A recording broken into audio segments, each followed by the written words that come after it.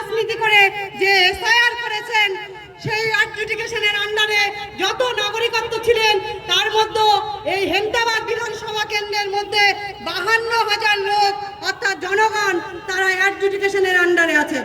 কেন তারা থাকবেন এই অ্যাডজুডিকেশনের আন্ডারে? আমরা কি এই এসআইআর চেয়েছিলাম? না।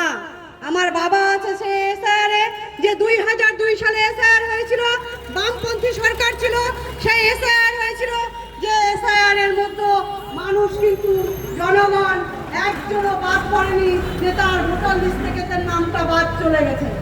না, আমরা এইটুকু যুক্তি সহকারে বলতে চাই যে 2002 সালে যে এসআইআর হয়েছিল তখন আমাদের বামফ্রন্টের সরকার ছিল, তারা ন্যায্য ভোটাধিকার থেকে তারা কেউ বিরত হয়নি। আমরা এই এসআইআরটা চেয়েছিলাম।